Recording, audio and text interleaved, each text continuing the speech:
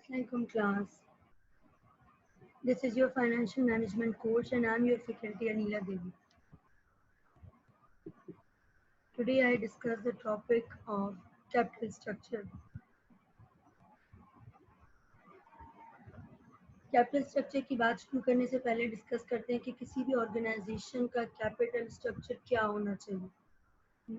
First of all, what is capital structure? Then we identify how much the components of capital structure should be. उनका percentages क्या होनी चाहिए, कितनी ideal percentages होनी चाहिए, contribution कितना होना चाहिए, कैपिटल स्ट्रक्चर के जो कंपोनेंट्स हैं उनका प्रोपोर्शन क्या होना चाहिए एक आइडेंटिफाइड बिजनेस में, एक सूटेबल बिजनेस में. अब डिपेंड करता है, सोल प्रोप्राइटरशिप का कैपिटल स्ट्रक्चर अलग होगा, पार्टनरशिप का कैपिटल स्ट्रक्चर अलग होगा और कॉर्पोरेशन का स्ट्रक्चर अलग होगा. कॉर्पोरेशन में भी फर्दर हम बात करें एसएमईज की, एसएमईज का कैपिटल स्ट्रक्चर अलग होगा और लार्ज ऑर्गेनाइजेशन जो एमएनसीज हैं उनका कैपिटल स्ट्रक्चर अलग होगा.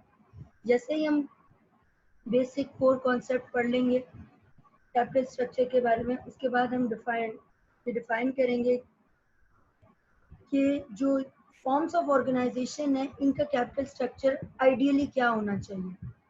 क्लियर. सबसे पहले बात करते हैं capital is the major part of all kind of business activities which are decided by the size, nature of the business concerned. आपके पास क्लियरली लिखा हुआ है कि कैपिटल इज ऑल अबाउट कि आपकी बिजनेस एक्टिविटीज कौन कौन सी है, आपके बिजनेस के नेचर क्या है, आपका बिजनेस का साइज क्या है, नेचर किस सेक्टर में बिजनेस काम कर रही है, कि कौन सी ऑर्गेनाइजेशन है, कौन सा सेक्टर है. आपको अच्छे से पता है फर्टिलाइजर सेक्टर है और इसके अलावा सीमेंट सेक्टर है, ऑयल एंड गैस है, इलेक्ट्रिसिटी का है. तो ये सारे सेक्टर्स जो मैं अभी टॉप में बात कर रही हूँ, इन सारे सेक्टर्स के अंदर जो कंपनीज हैं वो कुछ लार्ज कंपनीज हैं, कुछ स्मॉल कंपनीज हैं. इन सब का कैपिटल स्ट्रक्चर अलग होता है, बेस करता है कि इनका टोटल अमाउंट इन्वेस्टेड कितना है, बिजनेस में कितना अमाउंट इन्वेस्ट किया है. इससे पहले हमने लेवरेज में भी बात की, इससे पहले हमने कैपिटलाइजेशन में बात की थी कि बिजनेस में फंड्स कितने रेज हो रहे हैं. फंड्स रेज होंगे according to the size and nature of business concern. एक ऑर्गेनाइजेशन का साइज कितना है, उसके अंदर size depends on number of employees, number of branches and then उनका कैपिटल स्ट्रक्चर कैसा है और उनकी प्रोडक्ट्स कितने हैं, उनकी प्रोडक्ट्स की लाइंस कितनी हैं और उनकी प्रोडक्ट्स की जुरिस्डिक्शन कौन कौन सी है. उस पर डिपेंड करता है कि साइज ऑफ एन एंटिटी क्या है.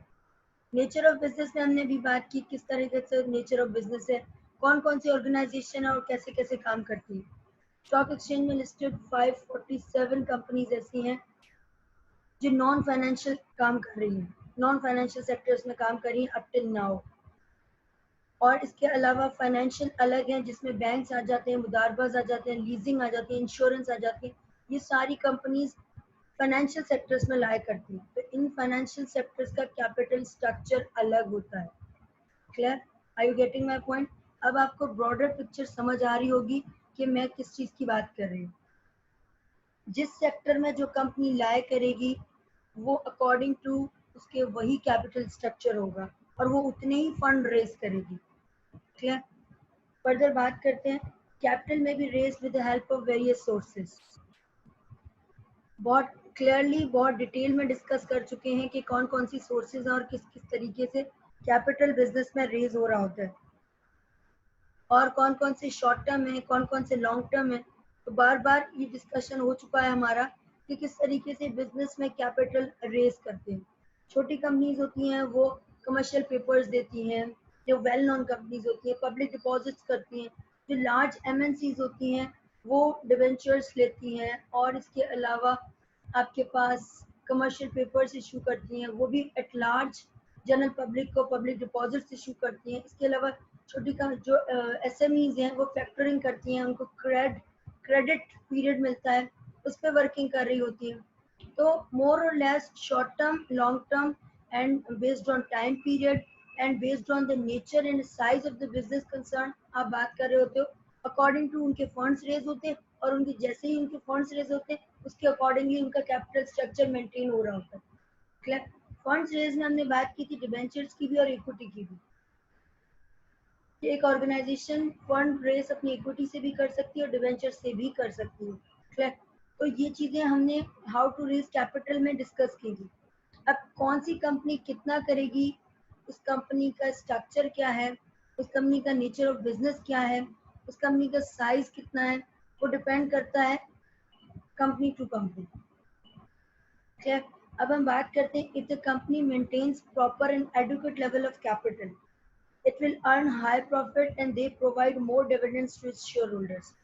अब बात सारी वहां पे आ रही है कि जब आप फंड्स रेज करते हो तो आपका अल्टीमेट ऑब्जेक्ट क्या होता है।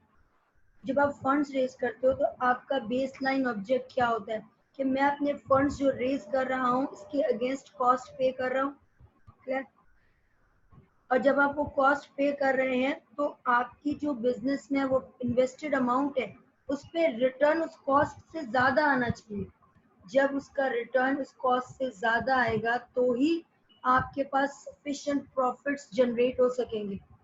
जब एक बिजनेस में सफिशिएंट प्रॉफिट्स जनरेट हो जाते हैं देन वो उसका एक पोर्शन अपने शेयर होल्डर्स को देता है in the form of dividend and later on बचा के रखता है for the sake of future transactions के लिए। वो बात आ जाती है रिटेन अर्निंग की तरफ। ये भी हमने सोर्सेज ऑफ कैपिटल में पढ़ा था कि retain earning is also one of the internal source of capital. Clear? अब एक एग्जांपल ले लेते हैं हम यहाँ पे जिसमें आप बात करें किस तरीके से एक कंपनी फंड्स रेज करती है और उस फंड्स के अगेंस्ट जो कॉस्ट पे करती है तो वो कैसे अपना रिटर्न इतना इंक्रीज कर सकती है कि अपने शेयर होल्डर्स को सेटिस्फाई कर सके। एक जनरल पब्लिक आपके ऑर्गेनाइजेशन में इन्वेस्ट कर रही है, क्यों करेगी? ऐसे ही वेलफेयर के लिए, ऐसे ही आपकी कंपनी अच्छी लग रही है इसलिए इन्वेस्ट करेगी? नहीं, उनको जब तक आप डिविडेंड पे नहीं करोगे तब तक वो कंपनी सेटिस्फाई नहीं होती। क्लियर? अब एग्जांपल से डिस्कस करते हैं। जनरल मोटर्स पाकिस्तान की एक one of the most well known companies है जनरल मोटर्स की। जनरल मोटर्स के जब शेयर्स मार्केट में आते हैं और overall general public shares purchase करती है तो उसके बाद जब वो शेयर्स का अमाउंट आ जाता है उसके पास, जो ओवरऑल फंड्स क्रिएट किए थे उसने, वो फंड्स का लमसम एस्टिमेशन जो उसने बनाया था कि मुझे इतने फंड्स चाहिए, वो फंड्स क्रिएट हो गए। अब जनरल मोटर्स का मेन जो पर्पस होगा वो क्या होगा कि मुझे ये अमाउंट ऐसे प्रोजेक्ट में इन्वेस्ट करना है जहां से मुझे मैक्सिमम रिटर्न मिल सके। क्लियर? अब जनरल मोटर्स का सबसे जो प्राइम ऑब्जेक्टिव था कि इसको इन्वेस्ट करना है अपनी ही प्रोडक्ट लाइन पे, एक नया प्रोडक्ट वेंचर स्टार्ट करना है अपने बिजनेस में, जिस उसमें हम लोग देखते हैं कि किस तरीके से वो न्यू जुरिडिक्शन पे नए एरिया में नया प्रोडक्ट लॉन्च कर रहा है और वहां पे उसकी मैक्सिमम जो उसका टारगेट होगा वो ये होगा कि वो सेटिस्फाई करे अपने कस्टमर्स को। जितने ज्यादा उसके कस्टमर सेटिस्फाइड होंगे उतना ज्यादा उसकी सेल होगी। जब सेल ज्यादा होती है तो प्रॉफिट भी डायरेक्टली ज्यादा जनरेट हो रहा होता है। क्लियर? ये पूरा प्रोसेस है, ये पूरा साइकिल है। अब वो जो फंड्स रेज किए हैं वो फंड्स सिर्फ अपने प्रोडक्ट पे लगाएगा और उस प्रोडक्ट से रिलेटेड जितने भी डिपार्टमेंट्स उसमें काम कर रहे हैं उन सारे डिपार्टमेंट्स को वो ओवरऑल फंड्स एलोकेट करेगा। अब वो डिफरेंट डिपार्टमेंट्स उस एक प्रोडक्ट को बनाने के लिए लगाए गए हैं और वो अपनी क्वालिटी मेंटेन कर रहे हैं। वो ऐसा प्रोडक्ट बना रहे हैं जो कस्टमर्स की नीड्स को फुलफिल कर रहा हो, कस्टमर्स को सेटिस्फाई कर रहा हो। जब कस्टमर सेटिस्फाइड हो जाते हैं देन सब उसको परचेज करना स्टार्ट कर देते हैं, उनकी बेसिक नीड्स आइडेंटिफाई हो जाती है। क्लियर? तो वहां पे जब उनकी बेसिक नीड्स आइडेंटिफाई हो जाती हैं, उनकी सेल्स अल्टीमेट ऑब्जेक्टिव जो जनरल मोटर्स का था वो फुलफिल हो गया, उनकी सेल्स इंक्रीज हो गई, सेल्स की वजह से उनका प्रॉफिट मार्जिन इंक्रीज हो गया। Profit is what? रिटर्न। तो जो जिस कॉस्ट पे जनरल मोटर्स ने शेयर्स इशू किए थे और फंड्स रेज करके कलेक्ट किए थे, तो अब वो कॉस्ट उनको कम लग रही है और वो उनका प्रॉफिट ज्यादा जनरेट हो गया, दोनों के बीच में डिफरेंस क्रिएट हो चुका है। और जो वर्किंग की थी सारी, जो इतनी एफर्ट की थी प्रोडक्ट बनाना, प्रोडक्ट पे इतना सारा काम करना और according to the needs of customer product बनाना, वो जब मार्केट में गया जनरल मोटर्स का वो प्रोडक्ट, तो अल्टीमेटली उसके प्रॉफिट्स इंक्रीज हुए। प्रॉफिट्स अब इतने लमसम बन चुके हैं कि ना सिर्फ वो शेयर होल्डर्स को भी डिविडेंड पे कर रहे हैं, रिटेन अर्निंग में भी रख रहे हैं, और स्पेसिफिकली जब आपके पास पहले भी आपने ये डिस्कस कर चुके हैं हम कि जब किसी कंपनी को एबनॉर्मल प्रॉफिट्स हो रहे होते हैं तो वो जो एग्जिस्टिंग शेयर होल्डर्स हैं उनको आप एक्स्ट्रा डिविडेंड पे कर रहे होते हो। तो ओवरऑल यहाँ पे कस्टमर भी सेटिस्फाइड कि उनको उनकी रिक्वायरमेंट और नीड के हिसाब से प्रोडक्ट मिला। उसके बाद जो आपकी जनरल शेयर होल्डर्स हैं जिनकी छोटी छोटी सी आपके पास ओनरशिप है, उनको भी आपने जनरल पब्लिक को एट लार्ज डिविडेंड दे दिया, वो भी सेटिस्फाइड है। जो बोर्ड ऑफ डायरेक्टर्स पे शेयर होल्डर्स बैठे हुए हैं उनको भी शेयर आपको डिविडेंड मिल रहा है, और उसके बाद भी स्टिल बिजनेस में रिटेन अर्निंग में अमाउंट बच रहा है फॉर फ्यूचर इन्वेस्टमेंट। तो टेक्निकली जब फंड्स रेज होते हैं तो ये ओवरऑल एस्टिमेशंस बन रहे होते हैं। जब ये ओवरऑल एस्टिमेशंस एक्चुअल्स में कन्वर्ट हो जाते हैं, देन आपका जो पर्पस था कि जो कैपिटल रेज किया है वो पर्पस अकम्प्लिश्ड हो जाता है। क्लियर? आई होप सो यहाँ पे जनरल मोटर्स की एग्जांपल से आपको काफी कॉन्सेप्ट्स समझ आए होंगे, और प्रीवियसली जो कॉन्सेप्ट्स हमने डिस्कस किए थे वो भी इस एग्जांपल में कवर हो चुके होंगे। अब हम बात करते हैं सबसे पहले मीनिंग ऑफ कैपिटल स्ट्रक्चर की। Capital structure refers to the kind of securities and proportionate amount that make up capitalisation. It is the mix of different sources of long-term sources such as equity shares, preference shares, debentures, long-term loans and retain earning. ये सारी चीजें आपकी capital structure में आ रही हैं। It's a mix of different sources. आपने ये सारी सोर्सेज प्रीवियसली पढ़ चुके हैं। आप इनका अलग अलग प्रोपोर्शनेट ले रहे हैं कि इसमें इक्विटी शेयर्स का कितना परसेंटेज है, प्रेफरेंस शेयर्स का कितना परसेंटेज है, डिबेंचर्स का कितना परसेंटेज है, लॉन्ग टर्म लोन कितना परसेंटेज है, and existing retain earning already business में पड़ी हुई है, इंटरनल सोर्स है वो, और वो भी ऑलरेडी बिजनेस में एग्जिस्ट कर रही है। तो दिस इज ऑल अबाउट कि कैपिटल जो आप रेज कर रहे हो वो मिक्सचर बेस्ट कैसे बनाते हो। मिक्सचर आप जो बनाते हो डिफरेंट लॉन्ग टर्म सोर्सेज का, वो डिपेंड करता है एंटायरली इसकी कॉस्ट पे, कि जब इक्विटी शेयर रेज करते हो तो बैक एंड में आप कॉस्ट क्या पे कर रहे हो, डिविडेंड पे कर रहे हो, जनरल डिविडेंड पे कर रहे हो। पीछे हम पढ़ चुके हैं इस बारे में कि जनरल डिविडेंड दे रहे होते हो जब आपके शेयर होल्डर्स के पास, शेयर होल्डर्स को आप डिविडेंड तभी देते हो इक्विटी शेयर्स में जब आपके पास बिजनेस में अच्छा प्रॉफिट होता है। प्रेफरेंस शेयर होल्डर्स को आपको डिविडेंड एनी हाउ पे करना है, उसके लिए सिर्फ बेनिफिट इतना है कि करंट ईयर में आपके पास प्रॉफिट नहीं आया, इट्स ओके, बट जब नेक्स्ट ईयर आपका प्रॉफिट जनरेट हो रहा है तो आप प्रीवियस ईयर का भी आप पे करते हो डिविडेंड, और करंट ईयर दोनों का डिविडेंड पे कर रहे हो। Debenture hard and fast, profit generate हो या ना हो इंटरेस्ट कॉस्ट तो पे करनी ही करनी है।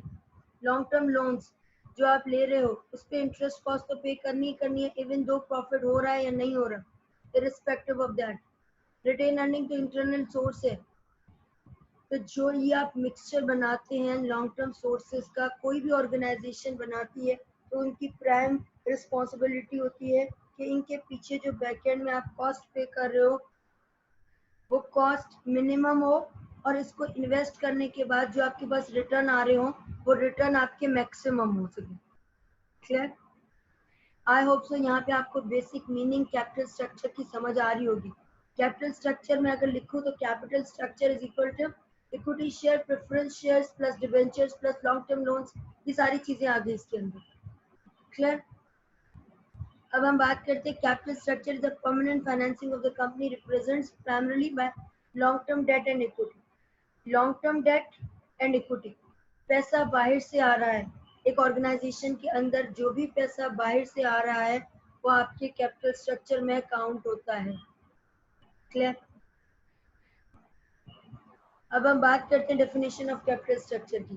Capital structure of a company refers to the composition और makeup of its capitalisation and includes all long term capital resources. एक बिजनेस के अंदर जो कैपिटल रिसोर्सेज जनरेट हो रही हैं लॉन्ग टर्म बेसिस पे, वो कैपिटल की रिसोर्सेज आपके कैपिटल स्ट्रक्चर को रिप्रेजेंट कर रही होती हैं। हमने पिछली स्लाइड में भी डिस्कस किया कि लॉन्ग टर्म सोर्सेज कौन कौन सी हैं और किस तरीके से बिजनेस में ये रेज होती है। आपका परफेक्ट मिक्स आपका तभी होता है जब आपके पास मिनिमम कॉस्ट और मैक्सिमम रिटर्न प्रोड्यूस कर रहे हो। क्या फर्दर डेफिनेशन में बात करते हैं? Another definition by another author, the mix of firms permanent long term financing represents by debt, preferred stock and common stock equity. ये तीनों सोर्सेज हैं, debt, preferred stock and common stock. ये तीनों sources हैं जिससे आप डेट क्रिएट, आप अपना फाइनेंसिंग क्रिएट कर रहे हैं, लॉन्ग टर्म फाइनेंसिंग। यहाँ पे कोई ऐसी बात नहीं हो रही कि 3 महीने 4 महीने 6 महीने के अंदर पेमेंट करनी है। ये मोर देन 1 ईयर, अब ये 2 ईयर्स हो सकता है, 5 ईयर्स हो सकता है, और कंपनी के अगर लॉन्ग टर्म प्रोस्पेक्ट्स हैं तो वो 10 ईयर्स के लिए भी हो सकते हैं। डिपेंड्स ऑन कि कंपनी की मार्केट में वर्थ क्या है, डिपेंड करता है कंपनी सोल प्रोप्राइटरशिप है, कंपनी आपका बिजनेस कैसा है। छोटी कंपनी है, आपकी सिंगल कंपनी है, उसके लिए आपको 2 और 3 इयर्स के लिए लोन मिलता है। एसएमईज के लिए 5 इयर्स का लोन मिलता है। लॉन्ग टर्म कंपनीज जो कॉर्पोरेशंस होती हैं, एमएनसीज होती हैं, मल्टीनेशनल कंपनीज होती हैं, उनके जो लोन्स होते हैं वो लॉन्ग टर्म के लिए चलते ही रहते हैं। क्लियर? आई होप सो यहाँ पे फॉर्म्स ऑफ कैपिटल स्ट्रक्चर से आप फॉर्म्स ऑफ ऑर्गेनाइजेशन से आपको कैपिटल स्ट्रक्चर समझ आ रहा होगा। ये वेरी करता है,